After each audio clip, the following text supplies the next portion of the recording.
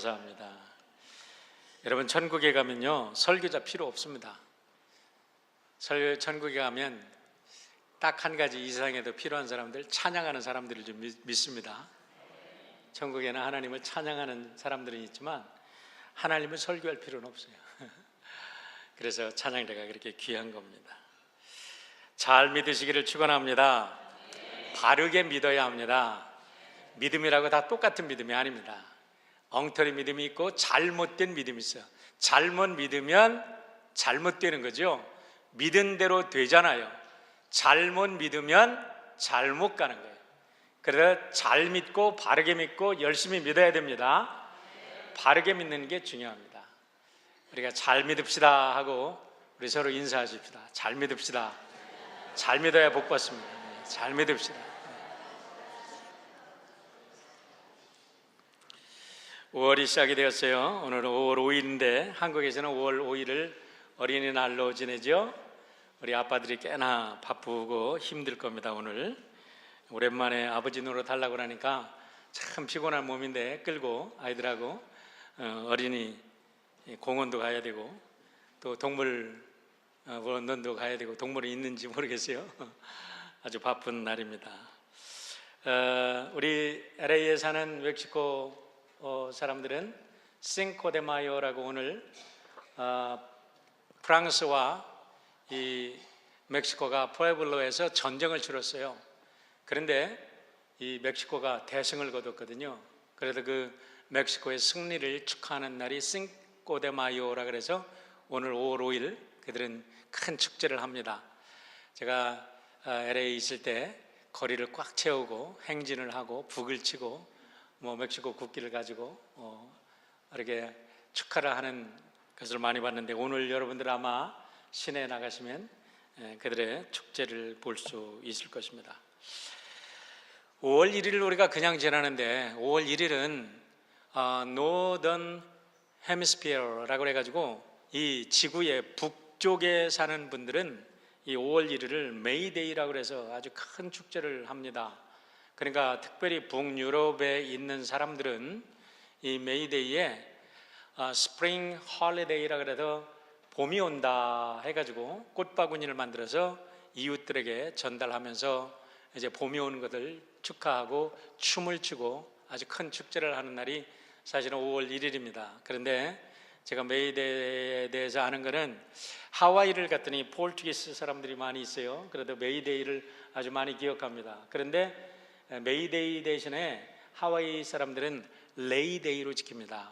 아마 하와이에서 오신 우리 성도님들 많이 계시고 또 사업하시는 분들도 계신데 레이데이에는 하와이 사람들이 가면은 지난번에 알로하 스피릿이 있다 그랬어요. 그래서 이웃들에게 참 친절합니다. 그분들에게는 알로하 하면서 거기에 가면 그게 느껴져요. 첫 여행하는 사람들은 못 느끼는데 살다 보면 하와이에는 참 이게 푸근한 정서, 이렇게 사람을 웰컴하는 이런 스피릿이 있어요.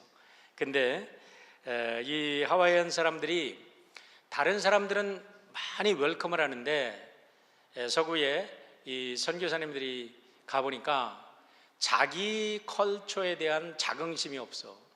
그리고 자기들에 대한 자기들의 그 문화에 대한 그런 거에 대해서는 굉장히 서구에 대해서 이렇게 비하인드 돼 있다, 이렇게 좀 낮게 보는 그런 게 있어서 그게 아니다. 당신들의 문화 너무나 귀하고 아름답다, 귀한 것이다. 그러니까 이제는 다른 사람을 웰컴하고 다른 사람을 축복하는 것도 중요하지만 5월 이 1일이 오면 여러분 자신들을 축하해라. 여러분들의 문화를 축복해라. 여러분들은 위대한 사람들이다 하면서 레이를 걸고 축제를 해라. 그래서 레이데이 해가지고 하와이에 가면 이 5월 1일은 전부 다 레이를 걸고 축제를 합니다. 제가 있을 때 그랬어요. 그런데 지금도 뭐 얼마 안 됐으니까 지금도 그러겠죠. 5월 12일은 우리 한국에서는 5월 8일을 어머니 주일로 지내지만 우리 미국에서는 어머니 날로 이렇게 지냅니다. 5월 말일은 월요일 날은 메모리얼 데이로 지내면서 우리 한국은 6월 6일 현충일로 지내죠. 여기서는 5월 마지막 월요일을 메모리얼 데이로 지내는데 무엇보다도 5월은 계절의 여왕이다라고 부른다는 거죠. 아까도 말씀드렸지만은 이 북반구의 겨울에 추웠어요. 그런데 북반구조차도 이제는 태양빛에 의해서 그 얼었던 동토에서 아름다운 꽃들이 피어나고 새싹들이 피어나는 그 생명의 역동하는 것을 보면서 사람들은 5월은 계절의 여왕이다라고 이름을 붙였지요. 제가 며칠 전에 아내와 함께 저녁 식사를 하고 지난주에 이렇게 걷는데 우리 그 거리 가로수 앞에 큰 그 단풍나무 같은 게 있는데 보니까 거기에도 꽃이 피었어요. 이게 단풍나무냐 아니냐, 그런데 꽃이 폈다. 어쨌든 저런 나무에도 꽃이 피는구나. 하여간 필 건 다 폈구나. 그러면서 5월이 얼마나 복된 계절인가 하나님께 감사를 드렸습니다. 여러분, 복된 5월을 맞으신 여러분, 가정에, 여러분의 가정 또 여러분의 마음속에 하나님의 축복의 생기가 넘치기를 주의 이름으로 축원합니다. 오늘 내가 믿으면 그렇게 될 줄 믿습니다. 환경에 지배받지 말고 환경을 극복하고 하나님을 찬양하고 부활의 신앙으로 여러분 이 아름다운 축복을 인조이 하시는 여러분 되시기를 주의 이름으로 축원합니다. 인조이란 말은 참 좋은 말이에요. 인조이, 조이 안에 거하는 겁니다. Dwelling in joy, forever joy. 영원한 기쁨 속에 우리가 살아가는 거지요. 여러분, 우리 가정이 복되면 인류가 복될 줄 믿습니다. 왜냐하면 가정은 인류가 존재하는 가장 근본적인 단위이기 때문에 그렇습니다. 사람의 몸을 이렇게 분석을 해보니까 사람의 몸에 있는 세포가 30조, 어떤 분들은 70조, 어떤 사람은 100조라고 합니다. 30억이 아니에요. 300억이 아니고 3000억이 아닙니다. 30조에서 100조라고 얘기를 해요. 어떤 학자는 70kg을 가진 사람은 70조의 조개의 세포로 구성됐다고 이야기를 하는 사람도 있어요. 그런데요, 여러분, 놀랍게도 이 70조, 어마어마한 상상도 못하는 이 숫자가 정자가 난자 속으로 딱 들어가면서 이 난자가 이제 여성의 자궁에 딱 착상하는 순간부터 하나의 세포에서 분열해서 70조, 100조가 된 줄 믿으시길 바랍니다. 이거 믿을 필요가 없어. 사실은 사실이니까. 그런데 마찬가지로 인류의 거대한 문화와 역사도 성경의 말씀에 의하면 아담과 하와라는 한 가정에서 시작되었다고 이야기합니다. 믿으십니까? 여러분, 이 속에서 우리는 놀라운 진리를 발견하는데 이게 무슨 말이냐면 한 가정이 건전하면 인류가 건강하다. 한 가정이 병들면 인류가 병든다. 여러분, 공식을 우리가 그렇게 쓸 수가 있는 것입니다. 그런데 오늘 우리 장로님께서 기도하셨던 것처럼 오늘 하나님이 주신 이 아름다운 인류의 기초 자네가 되는 가정들이 무너져 내리면서 병들고 있다는 겁니다. 병이 들어도 보통병이 들은 거 아니에요. 중병이 들었어요. 중병이 들었어. 우리가 행복하게 살려면 이 가정이 정말 하나님의 뜻 안에서 하나님의 가치관으로 회복돼야 될 줄 믿습니다.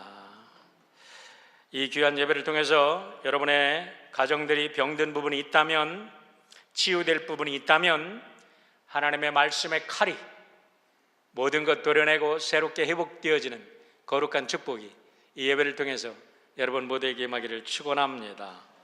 오늘은 부활절 두 번째 주일인데요, 오늘 다시 한번 부활의 신앙에 대해서 생각해 보고자 합니다.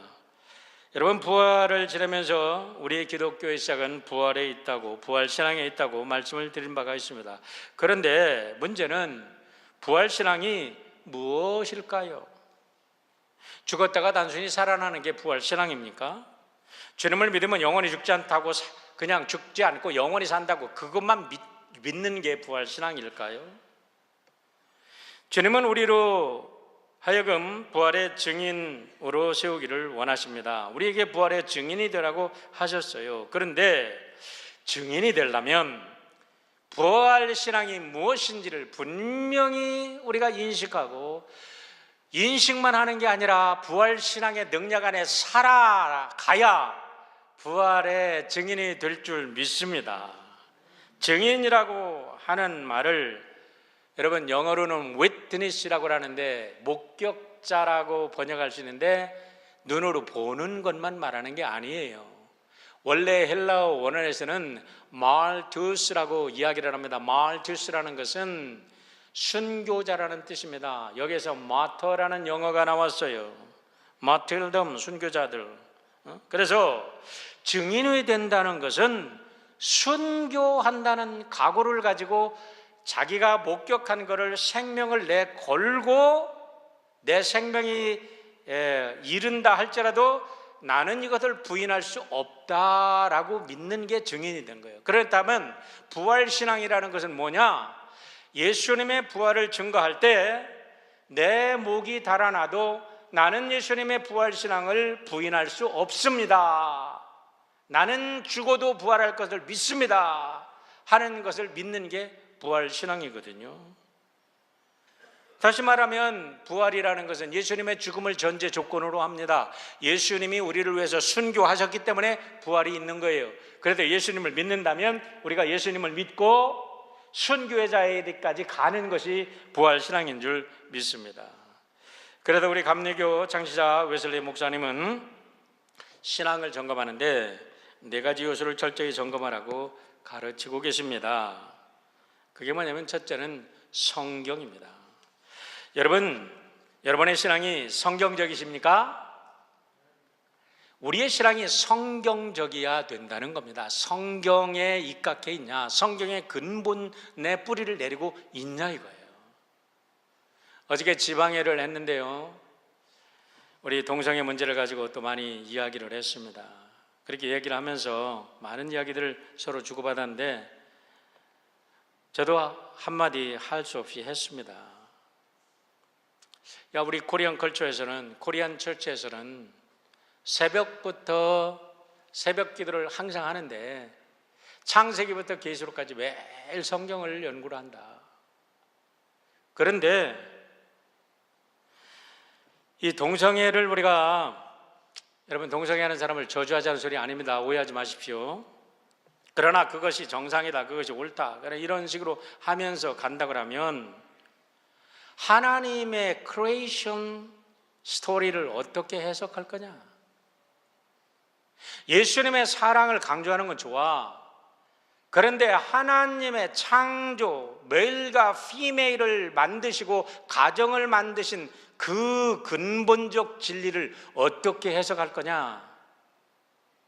이것이 고민이다 하고 쉐어링만 했어요. 뭐 쉐어링을 해야지 뭐 믿어라 뭐라고 하겠어요? 여러분, 우리의 신앙이 정말로 성경적입니까? 부활신앙도 정말 성경적입니까? 내가 오늘 살아가는 게 성경적 가치관에 의해서 먹고 마시고 돈을 벌고 돈을 씁니까? 정말로 성경적 가치관에 의해서 일하고 쉬고 운동하고 먹고 즐깁니까? 그렇지 않으면서 성경을 믿는다고 말할 수 없는 거 아닙니까? 두 번째는 전통입니다. 전통이라고 할 때 이 전통은 우리가 주데오 크리스찬이라고 하면서, 주데오 크리스찬이라고 하는 것은 우리가 구약 시대의 성경을, 구약의 신앙을 우리의 신앙의 바이블로, 우리가 캐논으로 받아들인 이상 구약의 유대인의 전통도 우리의 믿음의 전통이 된 거예요. 그런데 그렇다고 보면 적어도 4,000년의 역사를 가진 것이 우리 기독교 신앙입니다. 그런데 우리가 겨우 70년을 살고 기르면 100년을 살면서 그것도 우리가 어렸을 때 그거 다 빼면 우리가 의식하고 내가 자의식을 가지고 살아가는 게 몇 년이나 됩니까? 그리고 내가 배운 게 얼마나 됩니까? 그 편협하고 좁은 생각을 가지고 모든 것을 진단하고 판단하려고 하는 그 편협한 생각들을 가지고 우리가 살지 말고, 우리가 지금 오늘 어디에 있는가를 판단하려면 이 거룩한 4000년의 전통 속에서 나의 신앙을 점검을 하라는 거예요. 그럴 때 겸손한 사람이 될 수밖에 없는 거예요. 또 하나는 경험이죠. 이렇게 바이블이 진리고 위대한 전통을 가지고 있다고 할지라도 그것이 내가 퍼스널리 경험되지 않으면 하나님의 능력을 체험하지 못하는 거예요. 그래서 우리가 하나님께서 정말로 어느 날 하나님이 나의 하나님으로 고백되어지는 그 순간, 그 거듭남의 순간이 있을 때에 하나님의 바이블의 진리가 살아 움직이고 모든 기독교 전통이 나의 전통이 되고 내가 위대한 전통에 위에 서 있는 위대한 인간이구나, 나는 복받은 존재이구나, 내가 이렇게 복받은 존재로서 내가 좀 멋진 삶을 살아야 되겠구나는 결론이 나오는 거지요. 그런데 거기서 끝나는 게 아니라 이성을 체크하라는 겁니다. 이성이 뭐예요? Human reason이요, 생각하는 겁니다. 제가 대학교 때 어렸을 때 가장 힘들었던 건 뭐냐면, 성경에 대한 질문을 하면 목사님도 그러시고 대부분 선배님들이 그러셔요. 네가 믿음이 없어서 그래, 무조건 믿어. 이러면 아주 그냥 진짜 괴로운 거예요. 정말 진리에 대해서 고민하는데 네가 믿음이 없어서 그래, 이러고 정죄를 합니다. 그래서 제가 미국에 와서 대학생들을 가르칠 때 애들이 질문하면 좋은 질문이야, 더 심각하게 질문해, 더 넓게 질문해, 더 끝까지 파, 멈추지 마, 질문을 멈추지 마, 마지막 순간에 그 질문의 바닥에서 하나님을 만나봐. 그래야 진짜 신앙이 되는 거야. 이성이라는 것은 뭐냐면, 내가 퍼스널한 하나님의 체험이라는 것은요, 우리가 이성적일 수 없어요. 이것은 이성적인 하나님, 이성으로 우리가 판단하는 하나님, 내가 지식으로 이해되는 하나님을 믿지 말라 그랬어요. 왜냐하면 그거는 이미 내가 캐테고리, 내가 프레임을 세워버린 하나님이야. 우리 하나님은 그런 하나님이 아니에요. 프레임을 세우는 순간부터 벌써 하나님은 그 프레임 밖에 가 계신 분이야. 그럼에도 불구하고 내가 경험하고 내가 이해한 모든 것이 이성적으로 판단해야 될 이유는 뭐냐면 증인되기 위해서. 과학적으로 살아가는 이 현대 속에서 사람들에게 하나님의 말씀을 증거하려면 내 이 비밀스러운, 이 정말 설명할 수 없는 이 신비의 세계이지만 그럼에도 불구하고 이성적으로 설명할 수 있는 나름대로의 신학을 갖추어야 증인이 될 수 있기 때문에, 그래서 이성을 중시하는 거죠. 이런 차원에서 부활신앙이 뭐냐?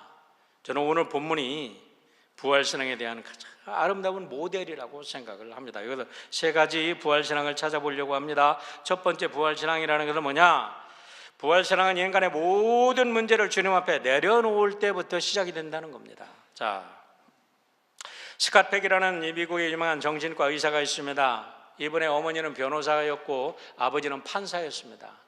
대단히 머리가 좋은 주이스 크리스찬 가정에서 이 학생은 아주 필립스 아카데미, 미국의 최고의 명문의 고등학교 필립스 아카데미에 들어갑니다. 그런데 거기에서 이 아이, 자유분방한 이 아이가 견디지를 못하고 우울증에 빠졌다가 나와서 사립학교를 다니다가 하버드 대학을 졸업하고 나중에 신학교를 가고 그리고 이제 정신분석 학자가 됐는데, 이분의 책 중에서 이분이 참 베스트셀러를 굉장히 많이 썼는데 첫 번째 쓴 책이 뭐냐면 The Road Less Traveled, the road less traveled, 길이 끝나지 않은 그 여행, 길이 없는 곳에서 계속 가야 되는 여행, 끝없이 가야 할 여정, 아직도 가야 할 길, 여러 가지로 번역할 수 있습니다. 우리나라 책으로 아직도 가야 할 길이라는 책으로 번역이 됐는데, 저는 여러분에게 이 책을 강추합니다. 제가 여러 책을 소개시켰는데 여러분 정말로 이 책을 한번 진지하게 한번 읽어보세요. 그러면 내가 누구인지, 그리고 내가 왜 이런 문제를 가지고 있는지, 내가 어떻게 문제를 해결해야 될 건지, 세상에 어떤 문제를 어떻게 받아들일 건지, 그 책을 읽으면요, 여러분 스스로 모든 문제를 스스로 해결하고 개척하고 나갈 수 있는 그런 길이 보입니다. 저에게는 그래요. 이분은 크리스찬의 훌륭한 정신분석학자이기 때문에 신앙과 연결이 돼서 너무너무 또 좋아. 그런데 이분이 발견한 것, 수많은 사람들을 상담하면서 이분이 깨달은 게 뭐냐면, 세상에 문제 없는 사람은 하나도 없다. 그래서 그가 인정하는 것은 인생은 고해라는 거예요. 고해. 석가모니의 말을 인정합니다. 인생은 고해다. 그런데 그 역설적인 진리가 있습니다. 그 인생이 고통스러운 아픔과 끝없는 문제투성인데, 그 문제투성이에서 벗어나서 그 상처에서 치유돼서 자유로울 수 있는 방법이 있다. 그 첫 번째가 뭐냐? 인생은 고해라는 것을 인정하라는 거예요. 인생에는 원래 문제가 있어. 인생은 문제투성이야. 나로서는 도저히 인생의 문제를 해결할 수 없는 연약한 존재야. 그러고 나와서 스승이 필요하고, 그래서 사랑하는 가족들이 필요하고, 그래서 친구들이 필요하고, 그래서 하나님이 필요하고, 나 혼자 이 문제를 해결할 수 없는 고독한 존재이기에 더불어 살 수밖에 없는 것을 깨달을 때 문제 해결의 방식이 나온다는 거죠. 그런데요, I don't have any problem. I'm perfect person. 나는 완벽한 존재야. 나는 모든 걸 알아. 나는 신이야. 이런 존재들은 영원히 문제를 해결 못하는 거예요. 여러분, 예수를 믿으면서도 왜 문제가 해결되지 않는지 아십니까? 자기의 문제를 하나님 앞에 완벽하게 내려놓지 않기 때문에 문제예요. 나는 괜찮은 존재야. 나는, 그거는요, 예수 믿고 나서지. 예수 온전히 믿기 전에, 예수님 온전히 받아들이기도 전에 나는 온전한 존재다. 나는 예수가 필요 없다. 나는 친구도 필요 없다. 나는 누구도 필요 없다. 스승이 필요 없다. 그런 식으로 살아가니까 그 사람들에게는 문제가 해결되지 않는다는 거예요. 이분의 얘기가 바로 그 얘기예요. 우리가 왜 예수님을 믿습니까? 예수님을 믿는다는 게 뭡니까? 예수님을 믿는다는 것은, 주님, 나는 죄인입니다. 나는 문제투성입니다. 나는 문제아입니다. 나는 트러블 메이커입니다. 주님의 도움이 없이는 한순간도 살아갈 수 없는 연약한 존재입니다. 주여, 내 손을 잡아주시옵소서. 그게 예수 믿는 거 아닙니까? 오늘 본문에 왕의 신화가 좋은 샘플이 되어주고 있습니다. 46절로 47절의 말씀을 보세요. 예수께서 다시 갈릴리 가나에 이르시니 전에 물로 포도주를 만드신 곳이라 왕의 신하가 있어 그의 아들이 가버나움에서 병들었더니, 그가 예수께서 유대로부터 갈릴리로 오셨다는 것을 듣고 가서 청하대에 내려오셔서 내 아들의 병을 고쳐주소서 하니 그가 거의 죽게 되었습니다. 예수님의 탄생하신 곳은 베들레헴이죠. 예수님이 성장하신 곳은 나사렛입니다. 예수님이 선교의 베이스 캠프를 친 곳은 가버나움이십니다. 예수님이 처음으로 기적을 일으키신 곳은 가나입니다. 그런데 예수님께서 유대를 거쳐서 이제 유대에 있다가 사마리아를 거쳐서 고향으로 가셨는데, 고향 집에 나사렛에 가서 엄마한테 인사를 드린 것도 아니고, 당신의 베이스 캠프가 있는 가버나움에 있는 것도 아니고 가나로 가셨어요. 처음 이 기적을 일으킨 가나로 가셨습니다. 그 이유는 모르겠습니다. 그런데 마침 예수님의 베이스 캠프가 있었던 가버나움에 한 왕의 신하의 아들이 병들어 있었다는 겁니다. 자, 가버나움에서 가나까지는 34km인데요. 이 사람이 예수님이 가나에 오셨다는 말씀을 듣고 왕의 신하가 득달같이 달려왔습니다.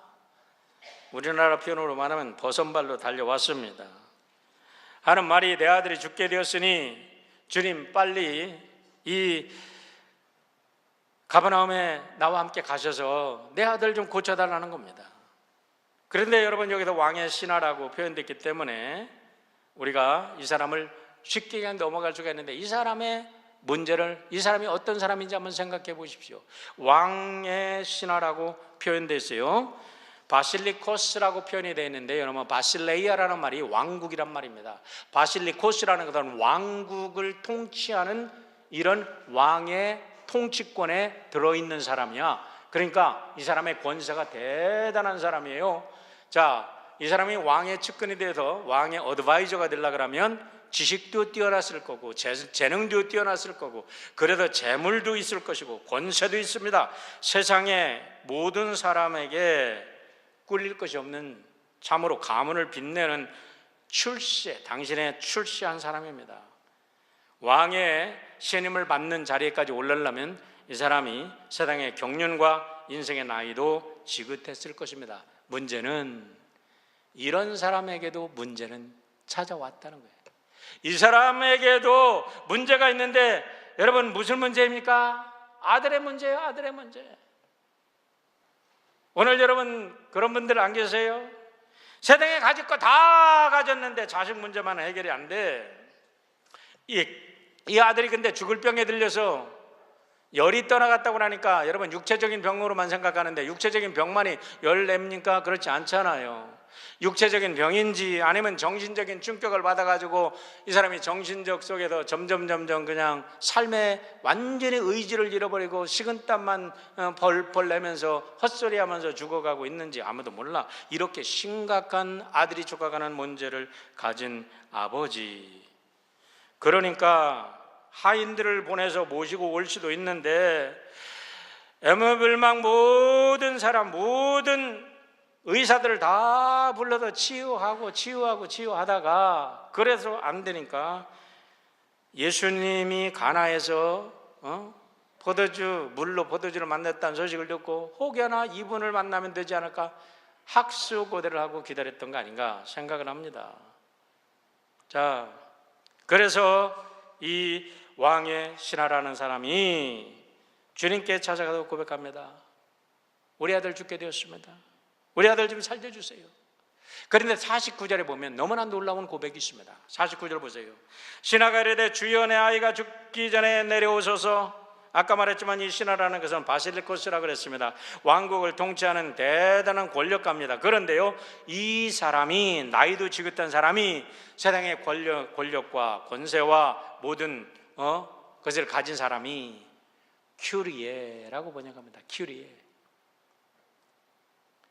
갈릴리의 새파란 청년한테 가서 You are my Lord. Lord, please help me. Lord라고 번역하는 거예요. Lord라고 요청하는 거예요. 여기서 우리는 부활의 근본 신앙을 발견합니다. 부활이라는 건 무엇입니까? 부활 신앙은 무엇입니까?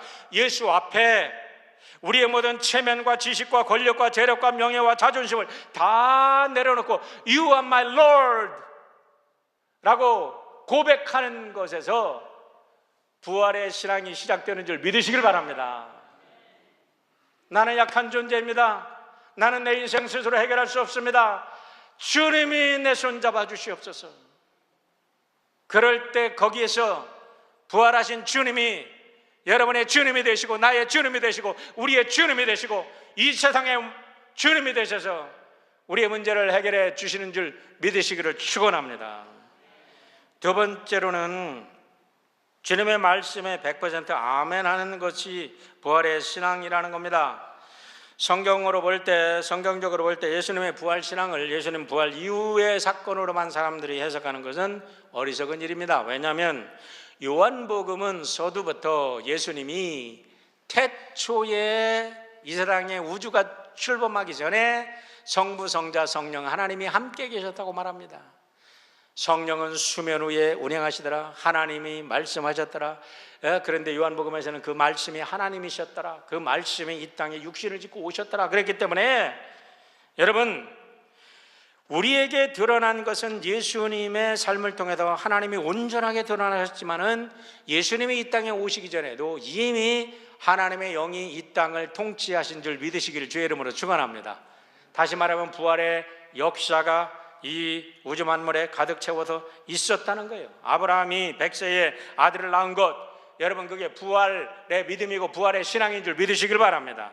사무엘의 어머니 한나가 엘리 제사장의 말을 듣고 가서 그 마음에 근심이 없었더라. 여러분 부활 신앙입니다. 다윗이, 다니엘이, 에스더가 모든 선지자들이, 나아만도 부활 신앙을 가졌고 믿었기 때문에 그가 모든 질병에서 나은 줄 믿으시기를 축원합니다. 그런데 공통점이 있습니다. 무엇입니까? 하나님의 말씀을 아멘으로 믿었다는 거예요. 할렐루야. 꿀 먹으셨는지 하지 말고, 마음속으로만 하지 말고 입으로 고백하는 게 귀한 거예요. 내가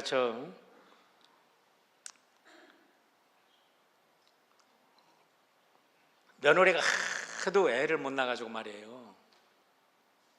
이 시어머니가 며느리를 끌고 가서 목사님한테 안수기도를 받았대.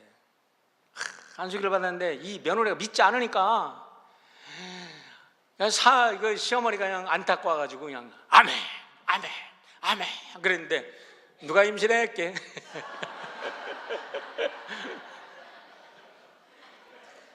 아멘 하는 사람에게 축복이 오는 줄 믿으시길 바랍니다. 꿀먹은 먹을 잊지 말고. 아멘. Yes, I believe it. 그렇게 믿습니다. 그렇게 될 줄 믿습니다. 그러는 거예요. 여러분 48절에도 50절 말씀을 보세요. 예수께서 이르시되 너희는 표적과 기사를 보지 못하면 도무지 믿지 아니하리라. 신하가 이르되 주여 내 아이가 죽기 전에 내려오소서. 예수께서 이르시되 가라 내 아들이 살아있다 하시니 그 사람이 예수께서 하신 말씀을 믿고 가더니 라고 말합니다.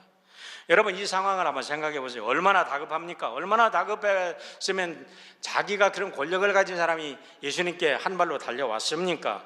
그런데요, 예수님이 내 아들 좀 고쳐주세요 그랬더니 너희는 표적과 기사를 보지 못하면 도무지 믿지 아니하리라 이렇게 이야기를 하는 거예요. 그때까지 그게 무슨 소리인지를 몰랐어요. 그러니까 이 사람이 주여, You are my Lord, 제발 아이가 죽기 전에 좀 내려갑시다. 그러니까 예수님이 그때 하시는 말씀이 이 말씀입니다. 50절. 예수께서 이르시되 He said 가라 네 아들이 살아있다 라고 번역을 했는데요, 이 개역 개정인가요? 좀 번역이 좀 그래요. 아까 저기도 Your son will live가 아니야. 원래 원어를 보면요, 스피오스제, 네 아들이 살았어. 현재형이야. 현재형. 네 아들이 살할 것이다가 아니야.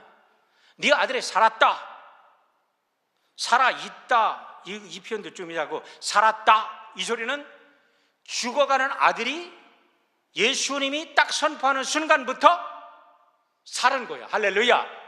성경이 그렇게 얘기하잖아요. 여러분 여기에서 신하의 명석함을 봅니다. 믿음도요 명석해야 돼. 믿음도 명석한 게, 세상에서 가장 머리가 좋은 게 뭔지 아세요? 예수님을 말씀대로 믿는 사람이 제일 지혜롭고 머리 좋은 사람인 줄 믿으시길 바랍니다. 제일 미련한 사람이, 제일 IQ가 많다고 하면서 예수님 말씀 믿지 않으면 제일 미련한 사람이에요. 여러분 제일 머리가 좋은 사람, 예수님 말씀 믿는 사람이 제일 머리 좋은 사람인 줄 믿으시길 바랍니다. 그런 사람이 행제하는 거예요. 그렇죠? 자, 이 신하의 명석함을 발견합니다. 뭐냐면 너무나 화급해. 예수님이 무슨 살아있다는 증거라도 좀 줬으면 좋겠어. 무슨 표적이라도 좀 보여줬으면 좋겠어. 그런데 지 아들이 지금 죽을 지경인데 가래. 그런데 딱 알아듣는 게 있습니다. 뭐예요? 내가 표적과 기사를 보지 못하면 도무지 믿지 아니하리라. 아하, 그 순간에 깨닫는 게 있어요. 표적과 기사를 보지 않아도 예수님이 말씀하시면 믿어야 되는구나. 그걸 깨닫고 예수님이 가라 하고 말씀하시니 그는 믿고 한 걸음에 집으로 달려간 줄 믿습니다. 그때 역사는 일어나는 거예요. 여기에서요, You are my Lord가 You are my King으로 변하는 줄 믿으시길 바랍니다. 왜 그러냐면 이 신화는요, 왕의 신화이기 때문에 왕명은 생사를 결정하는 말인 것을 그는 압니다. 왕의 명령이, 왕의 말이 법인 것을 그는 압니다. 그래서 예수님이 내 아들이 살았다 하는 말씀을 듣자마자 우주의 왕이신 이분이 말씀하셨으니까 그대로 이루어질 것을 믿은 줄 믿으시길 바랍니다. 이게 부활의 신앙 아니겠어요? 여러분, 부활의 신앙은 내 지성으로 이해되는 게 아닙니다. 감정으로 평가하는 게 아닙니다. 경험으로 검증하는 게 아니에요. 그냥 예수님이 말씀하시면 아멘 하고 믿어지면 그 말씀이, 부활의 능력이 내 안에게 역사할 줄 믿으시길 바랍니다. 저는 누가복음 5장 5절을 그래도 참 좋아합니다. 누가복음 5장 5절을 보세요. 시몬이 대답하여 이르되 선생님, 우리들이 밤이 새도록 수고하였으되 잡은 것이 없지만은 말씀에 의지하여 내가 그물을 내리리이다. NIV 성경을 제가 참 이 파트를 굉장히 좋아합니다. 자, 내가 밤새도록 일을 했지만 아무것도 못 잡았습니다. 그러나 because you say so, because you say so, I will let down the net. Because you say so. 내 지식으로, 내 경험으로, 내 힘이 아무것도 할 수 없지만 because you say so, 내가 믿고 행하겠습니다. 얼마나 멋진 말이에요. 우리 한번 미국에 사니까 영어 좀 해봅시다. Because you say so. Because you say so, I will do it. 여러분, 뭐든지 주님이 여러분에게 말씀하시고, 그래서 기도하는 사람이요, 힘이 생기는 거예요. 왜냐하면 기도하다 보면요, 말씀이 믿어지는 사건이 생기거든. 그러니까 기도하다 보면 말씀이 내 말씀이 되거든. 그 말씀이 아멘 하고 승리하는 거예요. 기도 좀 많이 하시길 바랍니다. 근데 앰플리파이어 바이블에서 뭐라고 여러분 해석하냐면 We worked hard all night to the point of exhaustion. 손가락 까딱 못할 정도까지 그냥 완전히 탈진한 상태까지 일을 했습니다. 주님, 이제는 힘이 하나도 없습니다. 어떻게 네트를 다시 내립니까? 그러나 당신 말씀 때문에 At your word, I will do as you say. I will do as you say. 내가 지금은 아무런 소망이 없어요. 나는 절망뿐입니다, 주님. 그러나 당신이 오늘 말씀하시니 나는 살 것입니다. 나는 할 수 있습니다. 나는 새롭게 삽니다. 할렐루야. 그게 부활의 신앙인 줄 믿습니다. 부활의 신앙은 내 감정을 믿는 게 아니에요. 상황을 보는 게 아니에요. 주님의 말씀을 믿는 게 부활의 신앙인 줄 믿으시기를 축원합니다.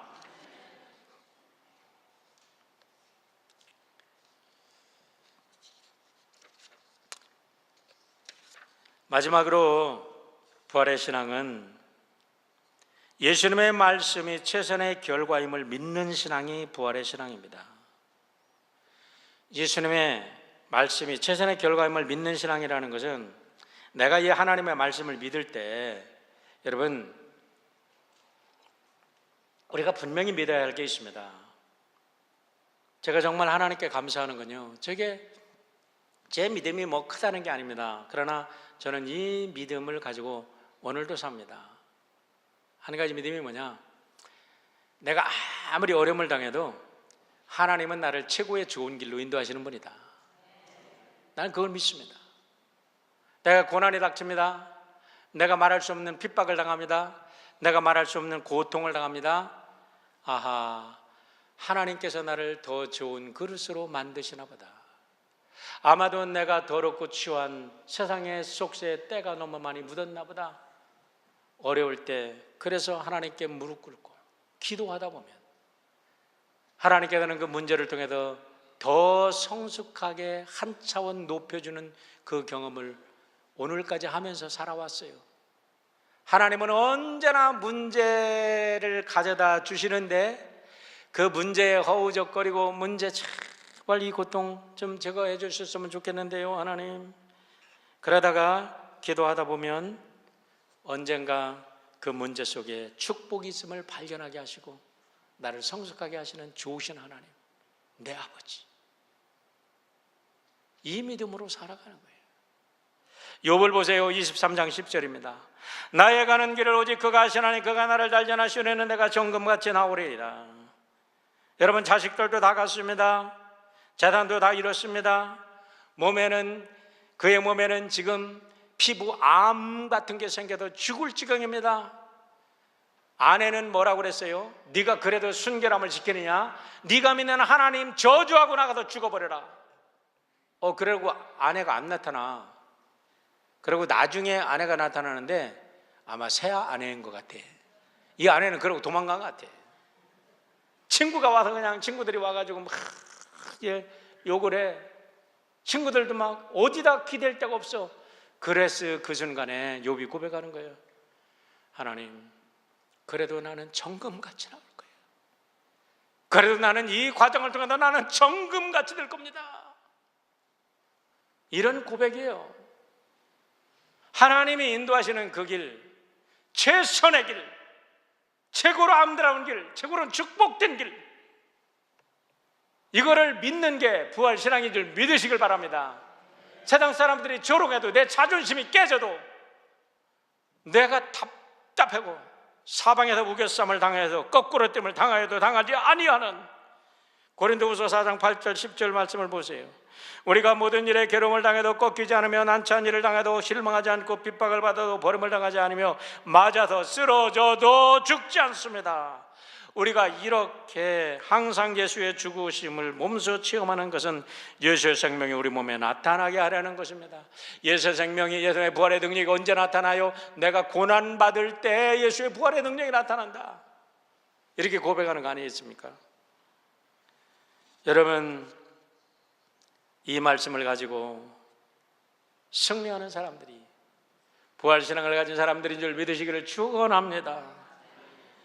제가 히브리서를 믿음장이라고 그러는데 특별히 히브리서 11장 38절을 참 좋아합니다. 여러분 모두가 이런 분이 되시기를 주의 이름으로 축원합니다. 36절부터 읽어드릴게요. 38절은 함께 읽읍시다.